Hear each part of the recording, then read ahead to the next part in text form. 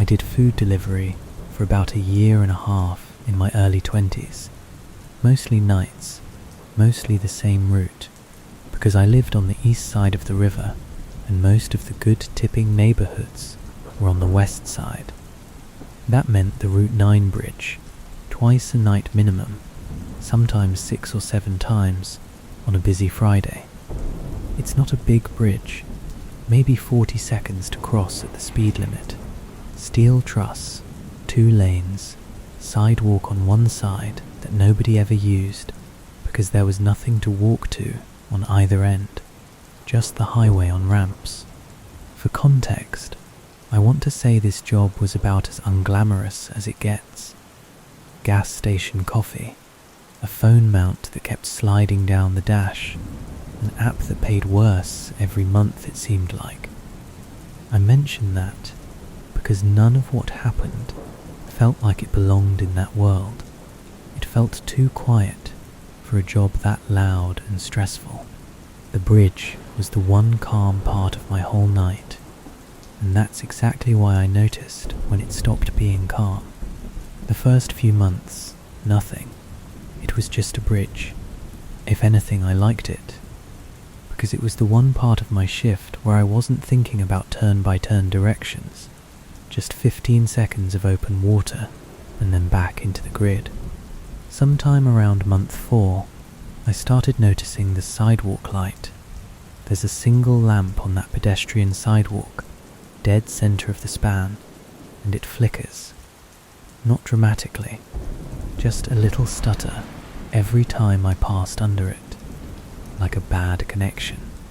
I mentioned it to my roommate once, in passing, the way you'd mention a pothole. He said he'd never noticed it. I figured he just didn't cross that bridge as much as I did. For a while that was it. Everything was normal.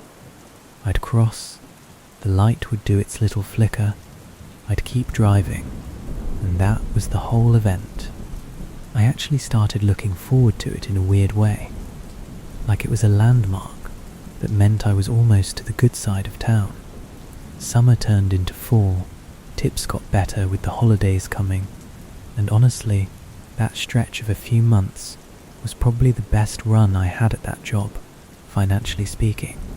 No complaints, no weirdness, just steady work and a bridge that flickered a little. Then, in October, I started noticing things had changed by the time I came back. The first one was small. I'd cross westbound and there'd be a shopping cart pushed up against the guardrail, about 2/3 of the way across. Nothing unusual, this is a city. There are shopping carts everywhere.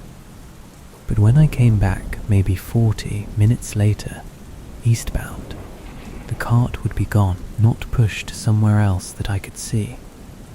Gone. And then a few nights later, there it be again, same spot, same angle. Second thing, and this one I actually stopped for, which I never do on a delivery run because every minute is money. There was a section of the guardrail on the sidewalk side where somebody had tied a strip of fabric, red, faded. The kind of thing people tie to bridges as memorials sometimes. I'd seen it maybe 12 times without thinking about it. One night I noticed there were 2. Same spot, same height, tied the same way like someone had just added a second one. I didn't think much of it at the time. People do that. It's sad, but it's normal. Third thing was the tapping. This became the one I couldn't explain away. Some nights, if I had my window cracked because the car ran hot, I'd hear a rhythmic tap tap tap against the metal railing as I crossed, in time with nothing. Not my music, not the road noise, just its own rhythm. 3 taps and a pause, 3 taps and a pause. I told myself it was loose cabling vibrating in the wind. Bridges do that. Steel expands and contracts. Wind gets under things. There's a whole category of noise that old infrastructure just makes. Fourth thing, And this one I only noticed because I started actually paying attention after the tapping got under my skin. The dashboard clock in my car, which ran off the car's own internal clock and not my phone, would occasionally jump by a few minutes right as I crossed. I'd glance down mid-bridge and it'd read a time 3 or 4 minutes ahead of where it should have been, given how long I'd been driving, and then by the time I reached the far end, it would have corrected itself, like nothing happened. I brought my car in for an unrelated oil change around that time and mentioned it to the mechanic, half joking. He said car clocks drift sometimes, especially older models, and didn't think much of it. I wanted to believe him. I want to be clear that I tried to explain every one of these things individually and mostly succeeded. The cart, city, people move stuff. The ribbon, memorials get added to. The tapping, wind and metal, it's a known thing. I looked it up. The clock, drift, the mechanic said so himself. Every single piece, taken alone, had a boring answer sitting right there waiting for me. What I couldn't explain was the timing. It was always the same stretch of bridge, always somewhere in the second half of my shift, closer to 2 or 3 in the morning than to dinner rush. I never heard the tapping at 7 p.m, only late. The night it actually got to me, I was crossing around 3:14 in the morning, last delivery of the shift, and the sidewalk light did its normal flicker as I passed under it. In that half second of dark between flickers, I saw someone standing at the rail. Not walking, standing, facing the water, both hands on the rail, completely still. I only had it in view for maybe a second and a half total, spread across 2 flickers of the light. By the 3rd flicker, nobody was there. I didn't stop. I know some people would have stopped. I didn't. I drove straight through, dropped the food off with my hands actually shaking, and didn't take another delivery on that side of the river for the rest of the night. I made an excuse to my app about car trouble.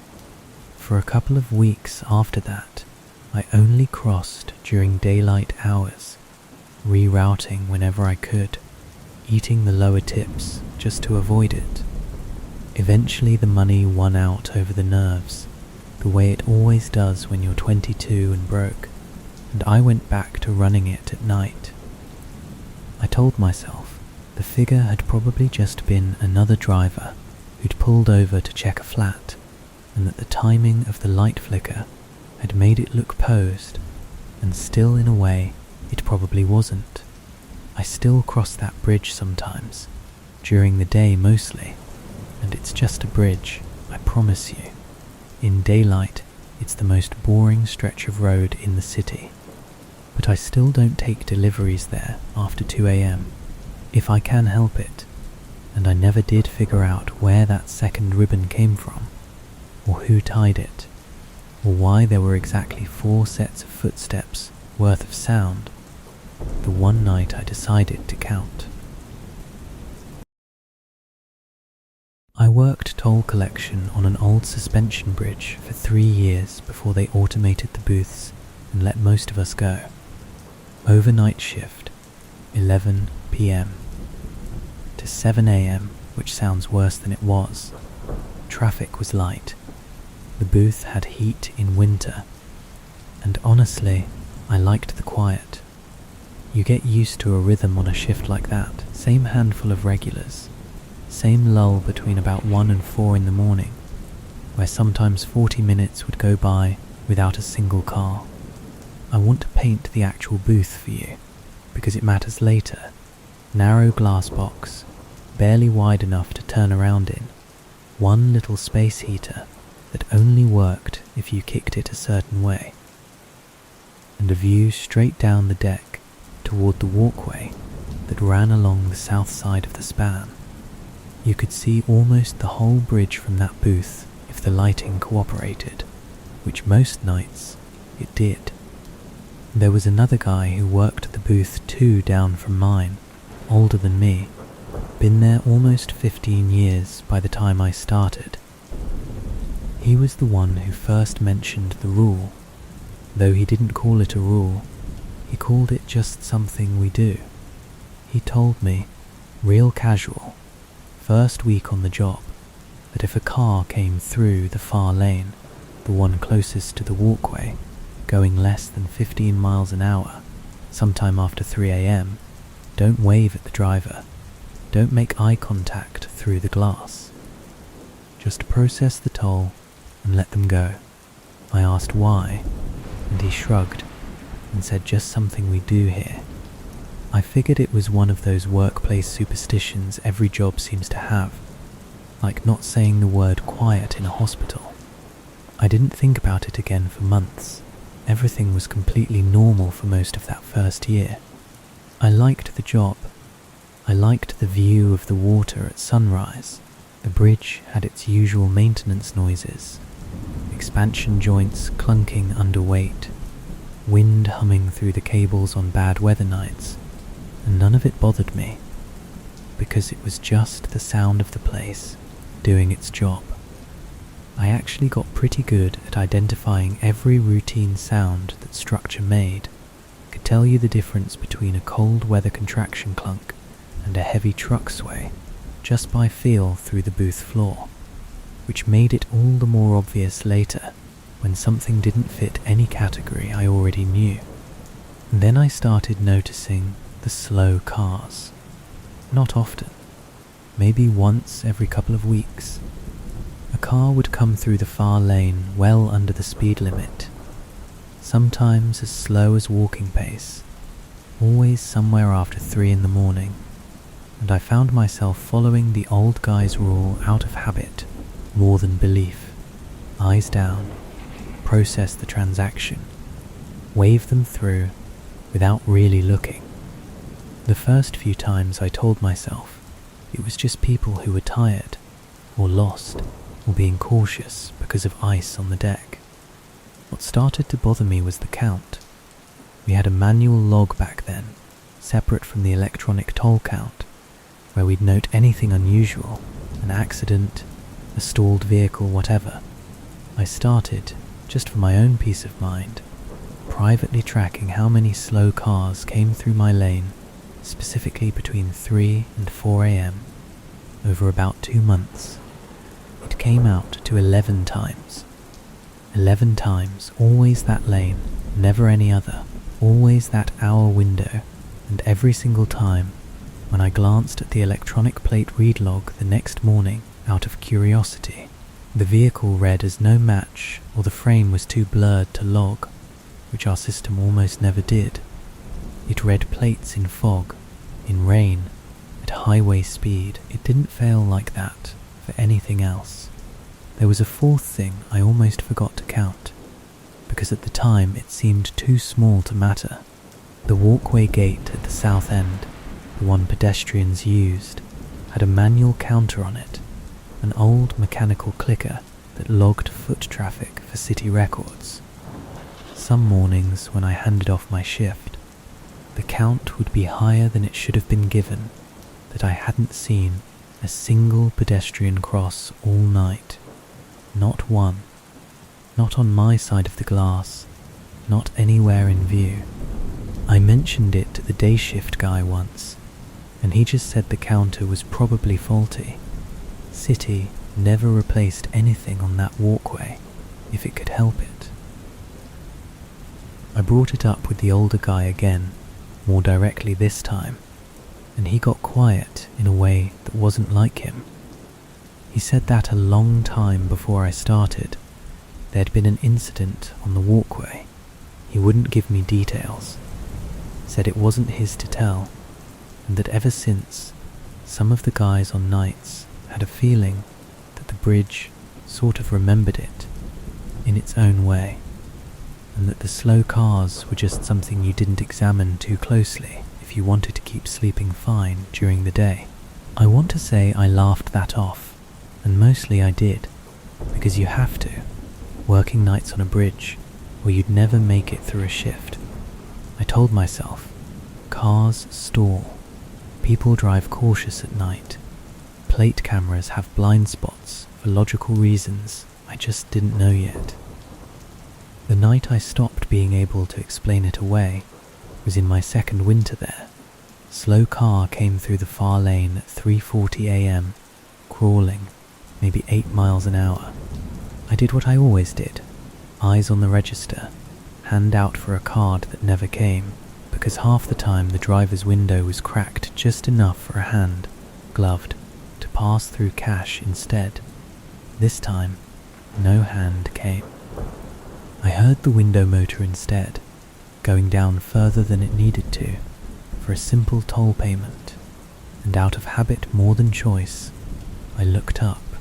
The driver's seat was empty. Car was in gear, moving under its own power at walking pace, nobody behind the wheel, and the toll, $3, exact change, was already sitting in my tray. I hadn't seen a hand place it there. I didn't say anything to the car. I processed it like I would any transaction. Gate went up, and it rolled through and off the far end of the bridge at the same slow, steady pace it came in at. I checked the exit side camera log the next day. No vehicle matching that description ever logged as leaving the bridge on that side, that night, at all. I finished out my contract, but I put in for a transfer to the day shift after that, and I never told anyone the specific reason. I still don't know what the original incident was that the old guy referenced, and at this point I don't think I want to.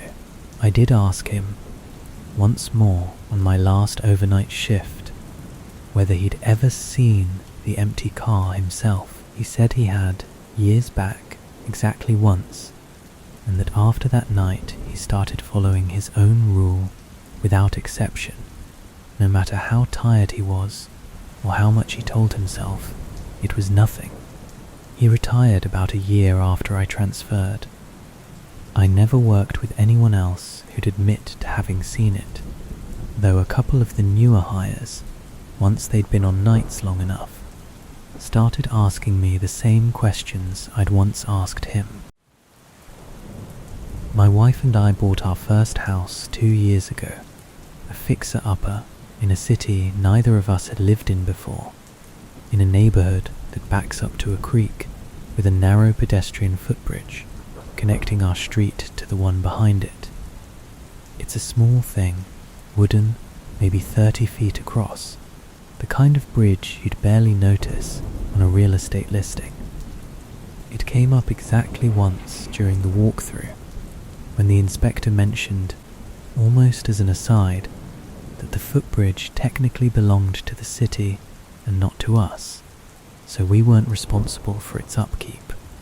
Neither of us thought twice about it. We'd moved from a city 4 hours away, so we didn't have the built-in social network you usually have when you buy a first house. No old college friends nearby, no family a short drive off, just the two of us and a moving truck and a mortgage that felt enormous at the time. That's relevant only because it meant we were paying very close attention to our new neighborhood in a way you might not if you already knew the area. We noticed things. We asked questions. Mostly, in the beginning, we just liked what we found. The first few months were just moving in chaos, the good kind. Paint samples, IKEA runs, meeting neighbors over the fence. A few people mentioned the footbridge in passing, always the same tone people use about a shortcut. Something like, "Oh yeah, we take the bridge to get to the coffee place, saves you a 10-minute walk around." Nobody said anything that made me think twice. We actually used it ourselves within the first week, hauling a couple of lighter boxes across it, rather than driving the long way around the block, and it held up fine, sturdy, nothing creaky or unstable about it at all. The odd detail, looking back, was the gate. There's a low wooden gate at our end of the footbridge, more decorative than functional, the kind of thing you'd swing open with one hand. When we moved in, it had a simple slide latch. About 2 months in, I noticed someone, presumably the city, though we never got a notice, had replaced it with a proper padlock hasp, unlocked, just sitting open. I asked a neighbour about it, and she said, kind of vaguely, that the city does that sometimes, and didn't elaborate. I didn't push. For a good while after that, things were totally normal. We used the bridge ourselves a handful of times, walked the dog over it. Nothing happened, nothing felt off. I want to be honest that most of our first year in that house was completely uneventful, and I actually forgot about the gate thing entirely. We hosted a housewarming that spring, had neighbours over.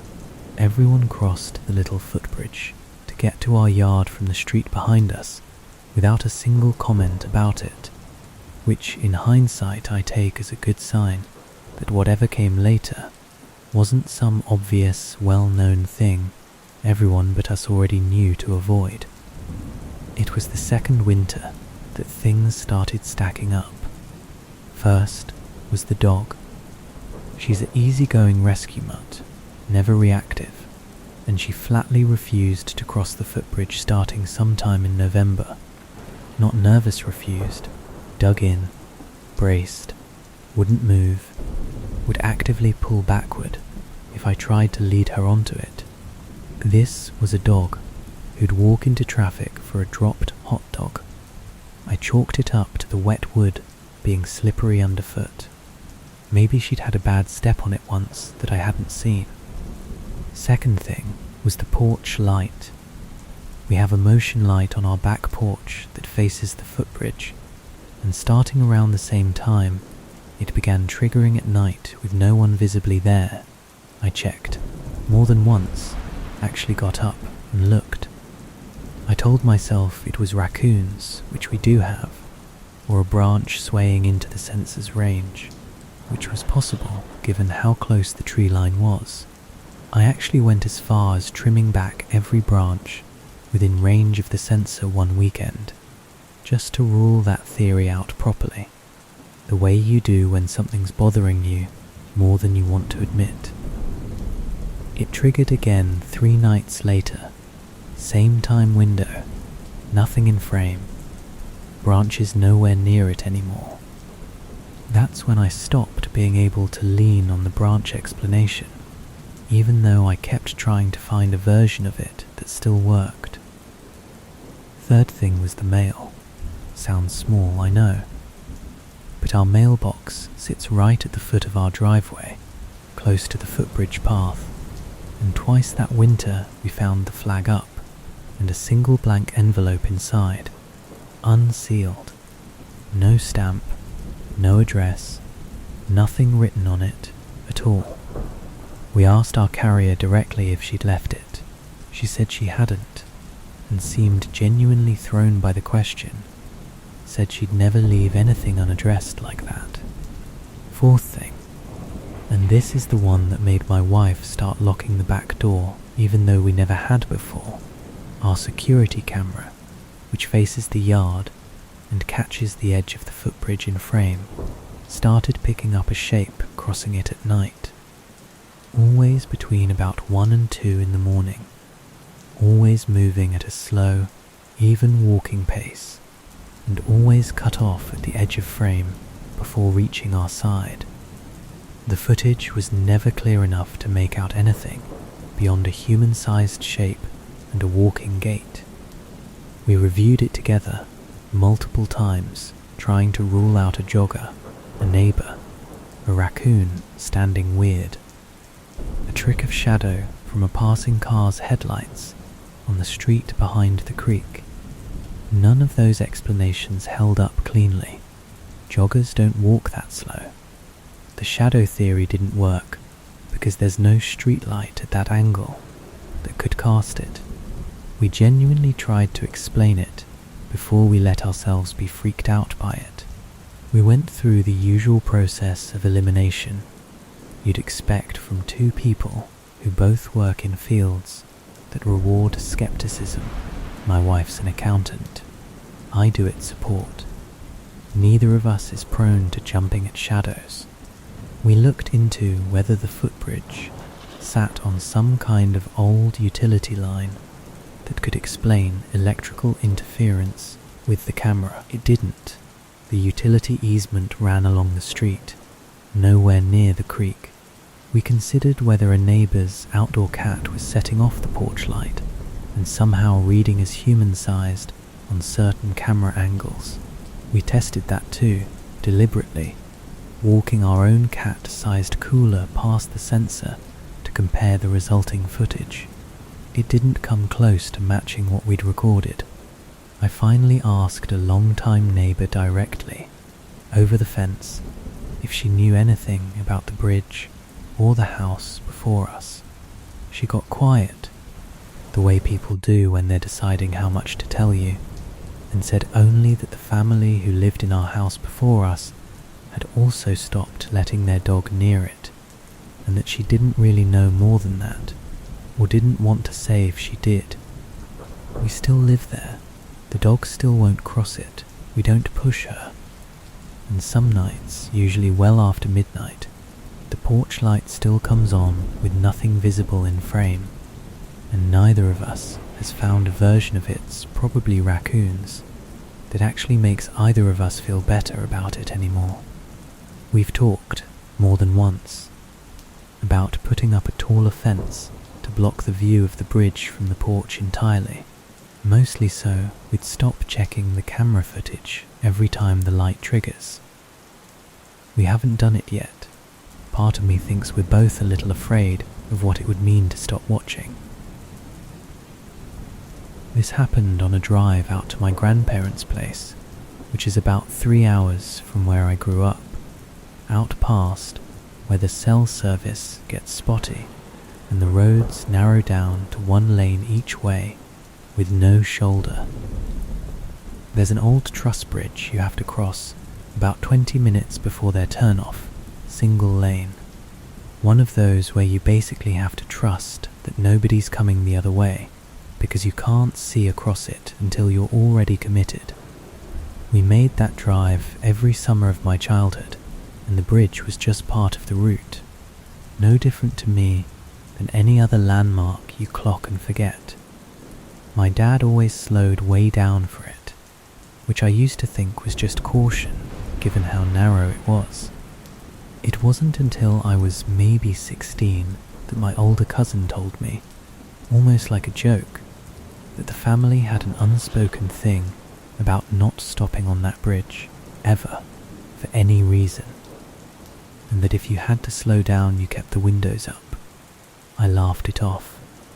My cousin laughed too, like it was just a family quirk, a kind of low-key superstition every extended family has about something. Looking back, there were smaller versions of the same rule scattered through my childhood that I never connected until much later. My mum always made sure we'd used the bathroom before that stretch of road, so nobody would ask to pull over. My dad kept a specific playlist for that 20-minute window, upbeat stuff. Nothing moody, like he was managing the mood of the car on purpose. None of it registered as strange to me as a kid. It was just how that part of the drive went. For years after that, it genuinely didn't bother me. We crossed it every summer, sometimes twice if we made a supply run into town, and it was fine, every single time, boring in the way a bridge is supposed to be boring. There was a smaller moment before that, the summer I was 19, that I only understood in hindsight. We'd stopped for gas at the last station before the turn-off to the bridge, and the attendant, an older man who clearly knew my dad from years of the same stop, asked in a completely normal tone whether we were taking the long way around this year. My dad said no, same way as always, and the attendant just nodded slowly, and didn't say anything else, like he'd expected that answer and wasn't thrilled by it. I didn't think to ask what the long way around even was. I'm not sure that road exists anymore, if it ever did. The detail that started it, honestly, was something my grandmother said the summer I was 22, completely offhand while we were shelling peas on her porch. She mentioned that her own mother, decades back, used to say the bridge kept count and that you should never look back at it once you'd crossed. I asked what that meant, and she waved it off, said it was just old country talk, the kind of thing her mother said about a lot of places out there. I didn't get a real answer, just the sense that there was one somewhere further back than she wanted to go. Nothing happened that summer, or the next. Ordinary crossings, easy drives, my dad slowing down out of decades of habit. Nothing more than that. I actually brought a couple of college friends along on one of those trips, and they didn't notice anything unusual about the bridge at all, just commented on how pretty the drive was, which made me feel a little silly for having filed the whole keeps count comment away as something worth remembering in the first place. One other thing happened in between those 2 summers that I only connected to the bridge much later. My dad's truck, which he only ever drove on that route and around town otherwise without issue, started developing a strange electrical fault specifically on that stretch.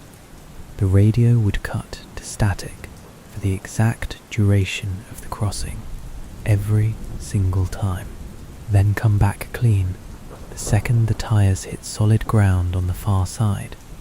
He had it looked at twice. Both times the mechanic found nothing wrong with the wiring. The trip that changed things was 3 summers ago. My husband was driving that year, and he didn't know about the family's unspoken rule because I'd genuinely forgotten to mention it. It had become so background noise to me that it didn't occur to me it needed saying. We were about halfway across the bridge when a truck coming the other direction flashed its lights at us and my husband, being a normal, considerate driver, slowed down and rolled his window partway to see if something was wrong with our car. The truck didn't slow down or stop. It just kept going, past us, off the far end. Nothing wrong with it that we could see. My husband shrugged it off, figured maybe the guy thought we had a taillight out, and kept driving. I glanced at the side mirror as the truck passed, and, for just a second, could have sworn the driver wasn't looking at the road at all, but turned fully toward us, head angled in a way that didn't track with normal driving posture. I didn't say anything at the time. It happened fast enough that I told myself I'd misread the angle. That headlights do strange things to how a silhouette reads through glass at night. The radio, I noticed once we were most of the way across, had gone to that same soft static my dad's old truck used to get on that stretch, even though we were driving a different car entirely, one that had never made that crossing before. Nobody else in the car mentioned it, and I didn't say anything either, just filed it away next to everything else I hadn't said anything about yet. What none of us could explain came a few minutes later, once we were solidly on the other side and the bridge was behind us. My youngest, who was 8 at the time and had been quiet in the back seat, asked, in the completely unbothered tone kids use for the worst questions, why the man walking on the bridge didn't have a flashlight, even though it was getting dark. We told her there hadn't been anyone walking on the bridge. She insisted, very calmly, that there had been, standing at the rail on the far side, and that he'd turned to watch us the whole way across. None of the adults in the car had seen a single person, and we'd all had a clear view that Bridge doesn't have anywhere to hide, no structure to stand behind except the open truss beams themselves. We asked her more about it later, gently, not wanting to plant anything in her head that wasn't already there. She stuck to the same description every time we asked, months apart, never added detail, never took any away, just the man, the rail, no flashlight, watching us go.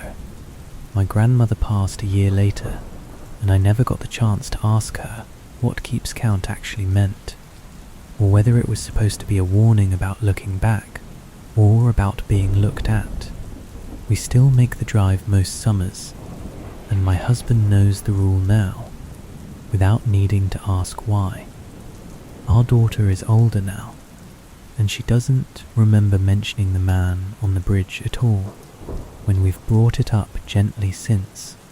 She just shrugs and says she doesn't know what we're talking about, which somehow unsettles me more than if she'd remembered every detail.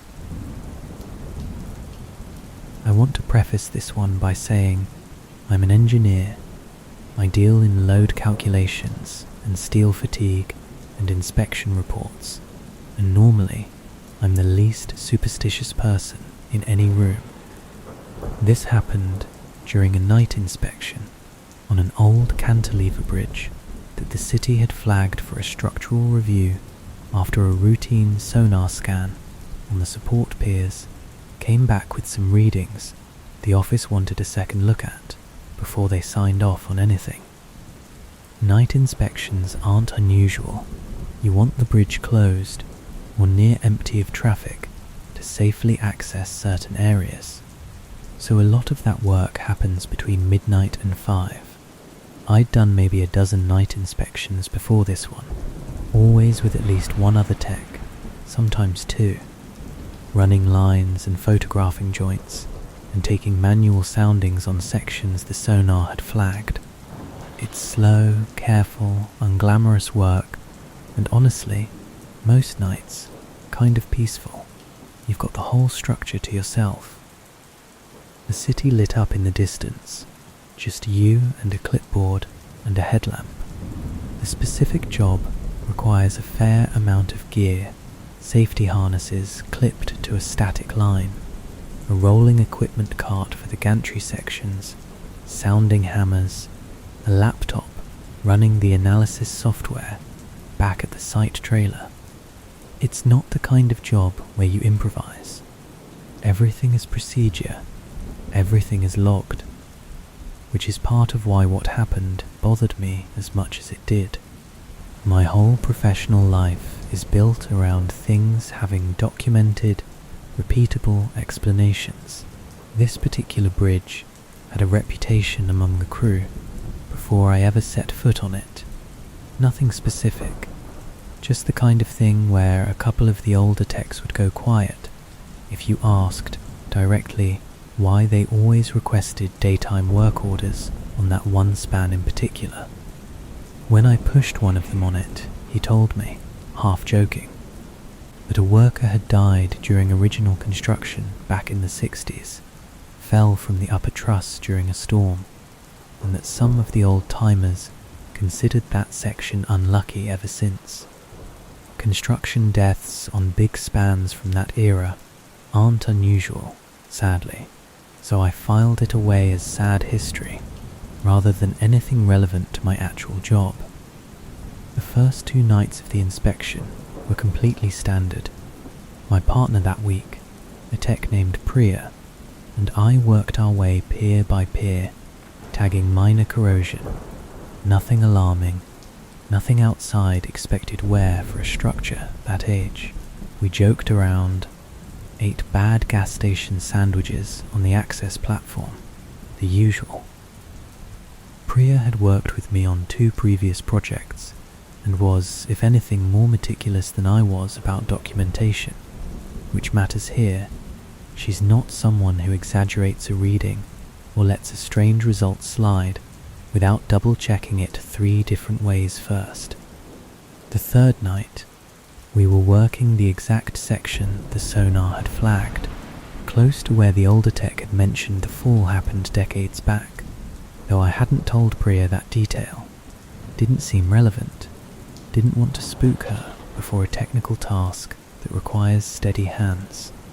Around 1 in the morning, doing manual soundings with a small hammer, tapping sections of the steel and listening for the change in pitch that indicates internal corrosion or a void.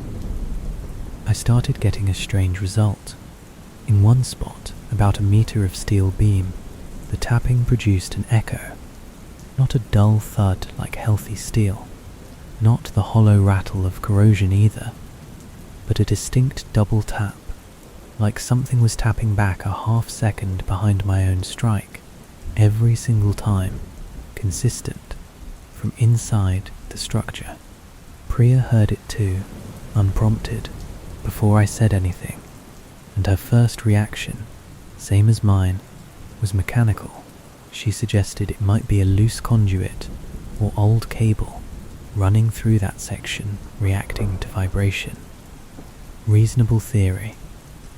We checked the as-built drawings on our tablets. There was no conduit or cable routed through that specific beam. We moved on for the night, made a note to flag the section for closer review, and told ourselves it was some resonance effect we didn't fully understand yet. Steel structures do strange acoustic things sometimes, especially older riveted construction, and neither of us wanted to be the one who wrote unexplained tapping into an official inspection log.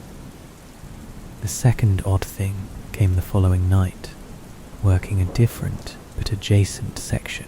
Our equipment log, a simple digital tracker that timestamps each sounding reading automatically, started showing gaps.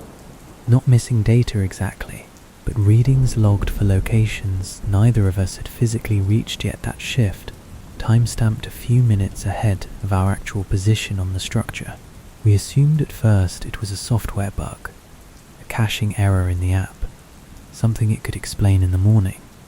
We restarted the tablet, cleared the cache, tested it against a known reading. It logged correctly after that, for about 20 minutes, before it started doing the same thing again, phantom readings a few minutes and a few meters ahead of where we actually were. There was one more thing that happened in between. On the night we didn't hear the tapping at all, which somehow felt worse than the nights we did.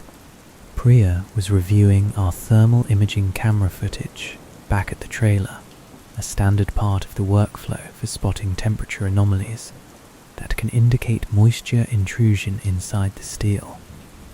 On one frame, for a single half-second exposure, there was a distinct human-shaped heat signature standing on the gantry directly behind where I'd been working an hour earlier, at a point in the night when I know for a fact I was alone on that section, because Priya herself was 200 feet away, recording the readings.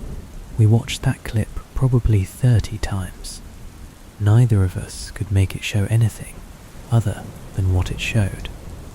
By the fourth night, we'd ruled out every mechanical explanation either of us could think of for the tapping. Cable resonance, wind-induced vibration in a hollow section, tool malfunction on my end, water movement in the pier below us. We even brought in a second hammer and had Priya tap a completely different, unflagged section a good distance away as a control, purely to see if the double tap would happen there too. It didn't. It only happened in that one specific stretch, the one closest to where the fall had reportedly happened, and only, we started to realize, after 1 a.m., never during our earlier evening hours, on the same section. The night had stopped being something we could rationalize away. We were finishing up soundings on that flagged beam around 2:40 in the morning. I struck the steel, got the double tap back like every previous night, And then, unprompted, a third tap followed, evenly spaced.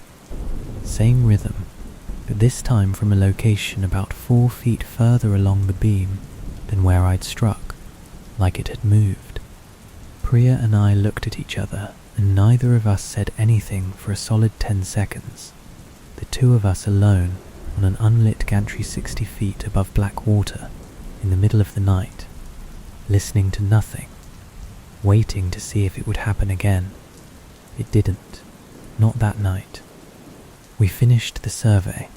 The final engineering report, the real one, filed with the city, noted the beam for monitoring due to an unexplained acoustic anomaly inconsistent with material fatigue, phrased as blandly and professionally as we could manage, because neither of us wanted to write down what it actually sounded like, which was someone or something answering. I've done night inspections on a dozen bridges since. I've never once heard that sound again anywhere else, and I still don't request that particular bridge if I can help it even now, even in daylight, even though every single load calculation on that structure checks out completely fine. This happened my sophomore year of college. 3 of us lived off campus that year. Me, my roommate Danny, and his girlfriend at the time, who practically lived with us too. There was an old railway bridge about a mile from our apartment, decommissioned decades earlier, that the city had never gotten around to tearing down. No trains, no fencing that actually kept anyone out, just a rusted over structure spanning a ravine that every college kid in town had walked across at some point as a low-stakes dare. It had a reputation, the way every decommissioned structure near a college town does. Somebody always claims someone died on it. Nobody ever has a name or a year to back it up. We'd walked out there a handful of times that first semester, always in daylight, always just to sit on the edge and drink beers and look at the view. Nothing weird about any of that. It was honestly one of my favorite spots that year. Our apartment was cramped, thin walls, always smelled faintly of whatever the downstairs neighbours were cooking. So having somewhere quiet and outdoors to decompress meant a lot more to the 3 of us than a rusted out railway bridge probably should have. There was an old local legend attached to the place, the kind every campus seems to generate about its own version of a haunted spot, something about a rail worker who'd fallen during the line's final years of operation decades before any of us were born. Nobody had a source for it beyond everybody knows that, which in a college town usually means nobody actually knows anything, and we treated it exactly like that. Campfire trivia, nothing more. Danny's girlfriend was the one who first found the place actually, on a hike the summer before we all moved in together, and she was the one who kept dragging us back out there whenever midterms got heavy. It became our spot before it became anything else. The detail that should have been a bigger warning sign than we let it be, there was a section of the old ties, dead center of the bridge, that was clearly newer wood than the rest, replaced at some point, though badly, not flush with the original planking, just sort of laid over a gap. Danny joked once that it looked like someone had patched a hole rather than actually repaired the structure properly. We stepped over it every time without really thinking about why it might have needed patching in the first place. Everything was fine for months. We'd go out there, hang out, head home. Boring, honestly, in the best way. We even brought other friends out a few times. A whole group of us spread out along the old ties with a cooler and a speaker. And nothing about those bigger group hangouts ever felt off either. Just a nice spot outside of town that we'd more or less claimed as ours. The escalation started the week before Halloween, when Danny's girlfriend suggested we do the walk at night instead. for the vibe, which felt like a normal college idea at the time. First anomaly, my phone's flashlight, which had a full charge, started flickering the moment we stepped onto the bridge deck, on and off, no pattern, and stopped completely misbehaving the second we stepped back onto solid ground on the far side. Danny's phone did the same thing. Neither of us had that problem before or since, on that bridge or anywhere else. Second thing, we heard what sounded unmistakably like a train whistle, distant, from somewhere down the ravine, on tracks that had been torn up and hadn't carried a train in easily 30 years. We told ourselves it was a car horn carrying weird in the night air. Sound does strange things over open water and low terrain. Echo and distance can trick you. Third thing was the temperature. It was a mild October night, jacket weather at most, but the second we stepped onto the deck of the bridge, all three of us noticed our breath fogging, the kind of cold you'd expect well below freezing. We checked a weather app right there. It read 52 degrees. None of us could account for why it felt so much colder standing on that structure than it had on the approach path 30 seconds earlier. Fourth thing, and this is the one none of us could shake off with a normal explanation. Danny's girlfriend, walking a few steps ahead of us, stopped dead over that patched section of ties and said, flatly, that she could feel the wood flexing under her like it was about to give, even though visually it wasn't moving at all. And none of the rest of us felt anything through our own feet standing right next to her on the same planks. By that point, we'd stopped walking entirely, all three of us standing close together near the center of the span, flashlights sweeping the dark on either side out of instinct more than any real plan for what we'd do if we actually saw something. We did the thing you're supposed to do, talked it through, tried to explain it. The flashlight thing, we guessed, maybe some kind of electromagnetic interference from old rail equipment still buried near the tracks. The whistle, distant traffic, distorted, the flexing feeling, maybe just nerves, adrenaline making her hyper-aware of normal structural give that the rest of us tuned out. The cold, maybe just wind funneling through the ravine below us, air moving differently over open water than over solid ground. We got about 2/3 through convincing ourselves of all that, standing right there on the bridge, actively narrating our own explanations out loud, like it would make them true faster. Then Danny, trying to lighten the mood, knocked twice on the guardrail with his knuckle, just a joking knock on wood, and from somewhere further down the bridge, out past where our flashlights reached, 2 knocks came back. Same rhythm, same spacing. We all heard it, all three of us at the same time, and nobody made a joke about it. We didn't run, exactly, but we didn't linger either. We walked out fast, quiet, and none of us really talked about it again until weeks later, sober, in daylight, comparing notes on what we'd each actually heard and felt, trying to see if our stories lined up or if we'd each imagined something slightly different. They lined up. All three of us had the same version, down to the 2 knocks.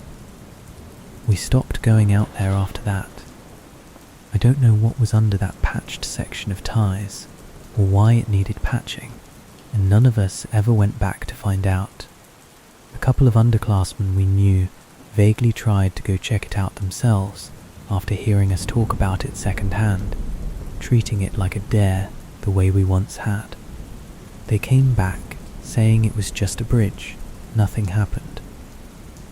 Which either means we got unlucky that one specific night, or means something about it only shows itself to people who aren't looking for it on purpose. Danny and his girlfriend broke up the following spring, for reasons that had nothing to do with any of this as far as I know, and I lost touch with her after graduation. Danny and I still talk sometimes, and every so often, usually late at night over a phone call, one of us will bring up the two knocks, just to check that the other one still remembers it the same way. We always do.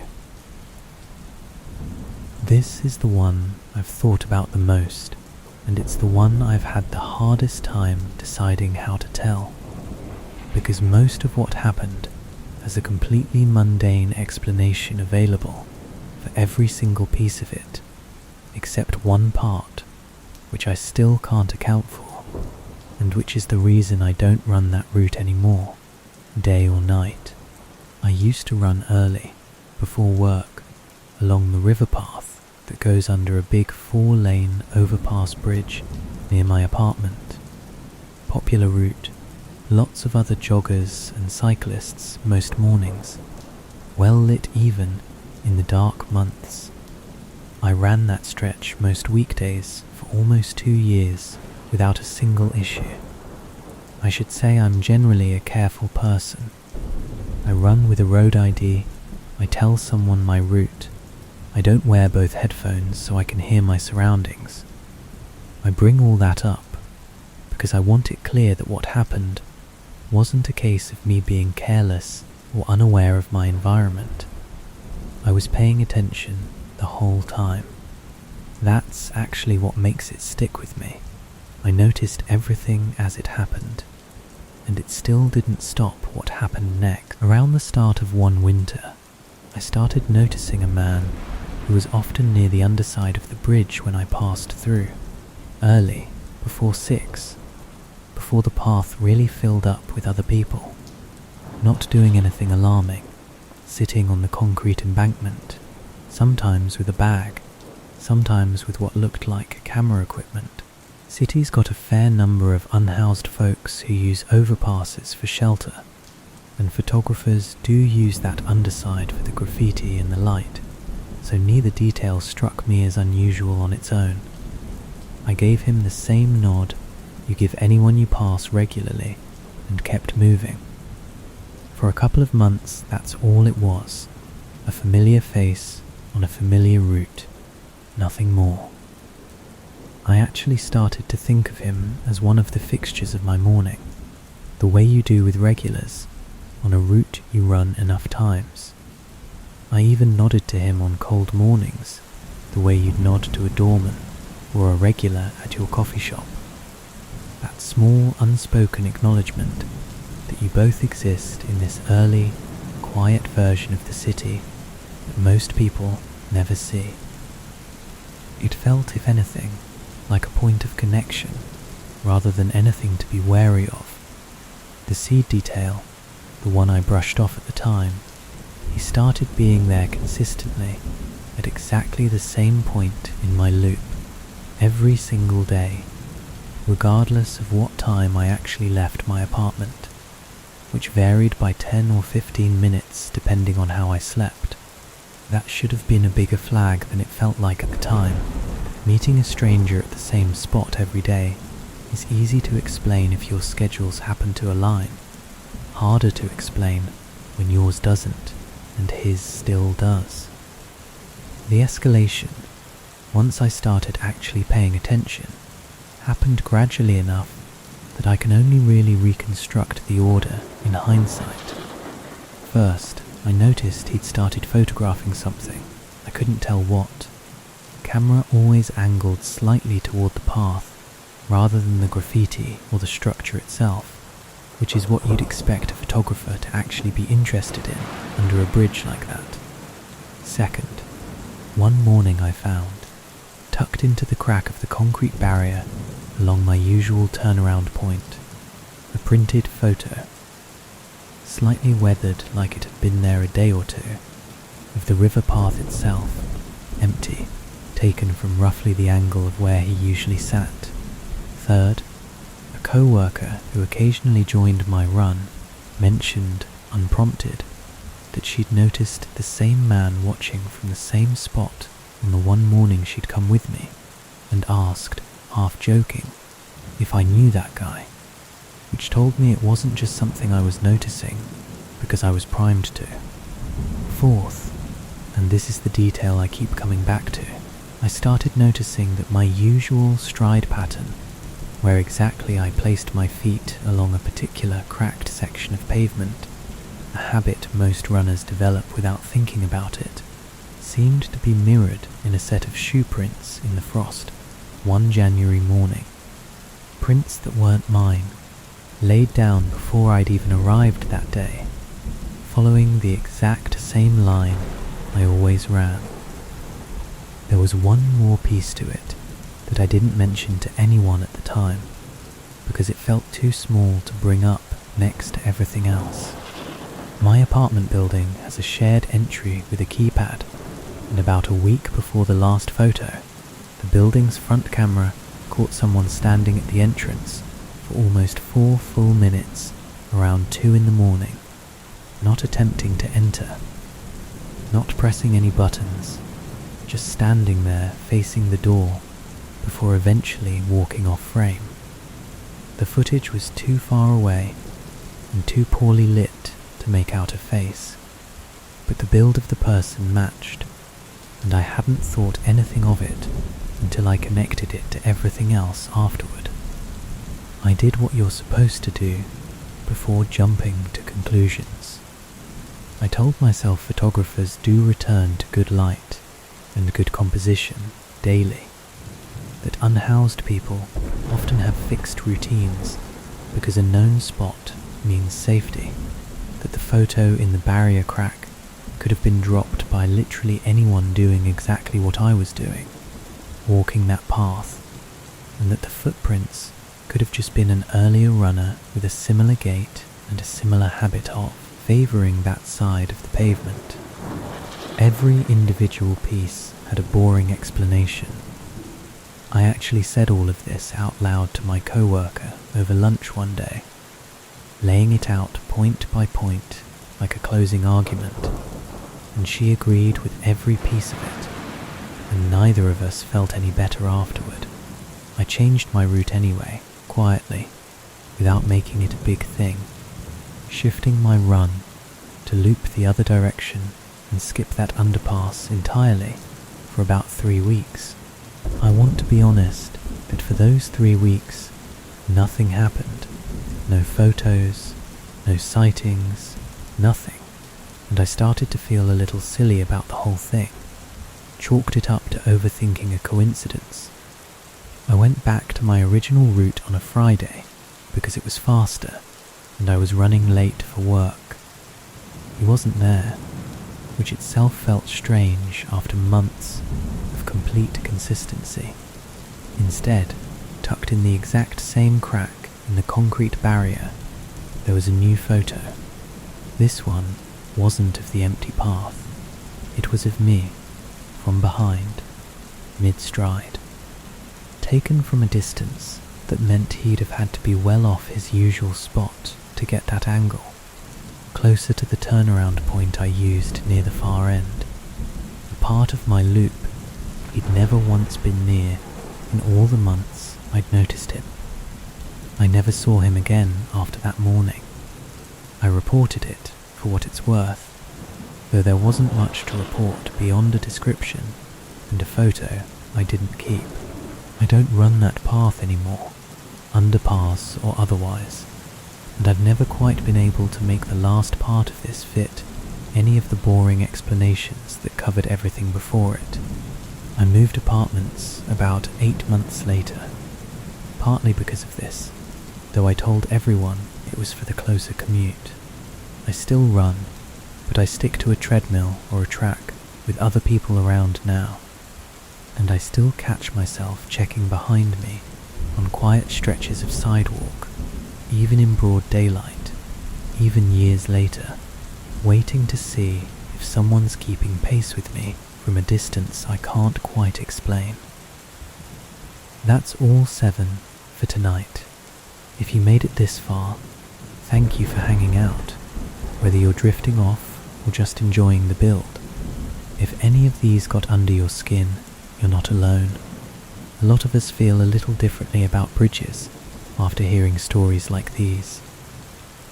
If you want more like this, sticking around and subscribing helps more than you'd think, and it costs nothing but a tap. Get some rest. Take care of yourself, and maybe don't look down next time you're crossing one of these.